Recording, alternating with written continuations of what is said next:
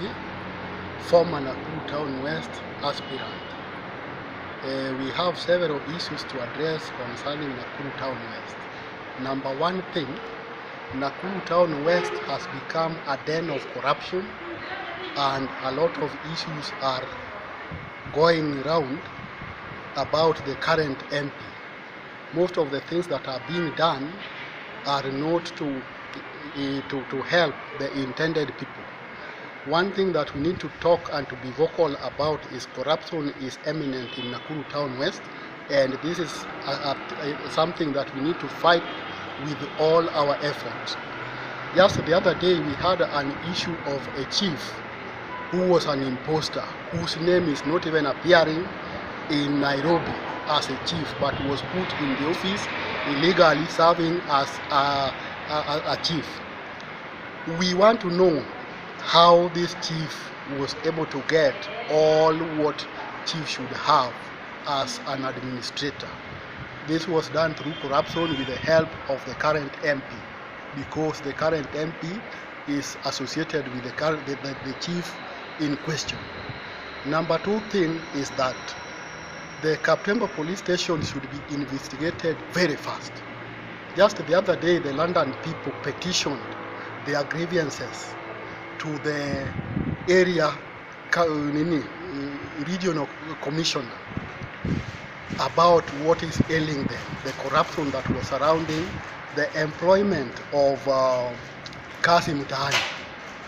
After this, Natembeya instructed the DCI to do investigations, and instead of the DCI Nakuru Town West Kaptembwo Police Station doing his independent investigation, he chose to give the letter to the current MP to go and discipline one of the employees of CDF office, suspecting them that it is her leaking the information.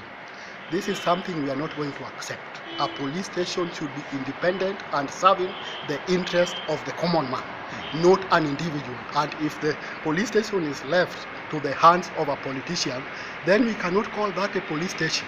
The only way to liberate the Kaptembwo Police Station is if the authorities cannot act, we will take to the streets to demand our rights so that Kaptembwo Police Station is freed from an individual who is a politician. This we are not going to accept.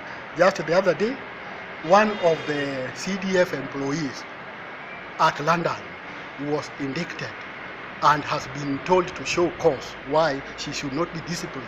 Yet the letter was addressed to the DCI. How is that connecting to the area MP? So that it is him instructing the CDF fund manager to write a letter to an employee who has nothing to do with the letter that London people craved for their justice. This we are not going to accept, and we are addressing this issue to Natembeya to put his house in order.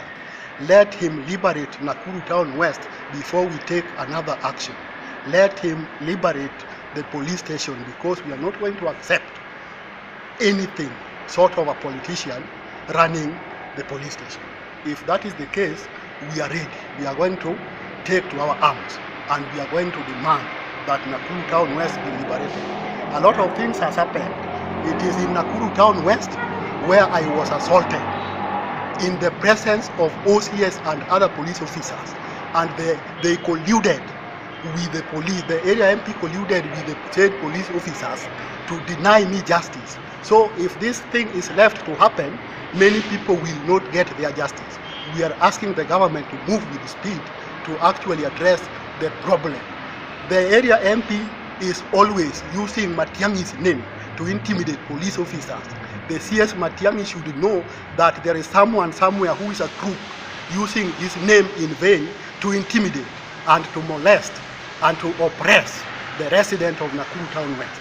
We are not going to accept this, and we are ready to deal with him ruthlessly on his unbecoming character traits.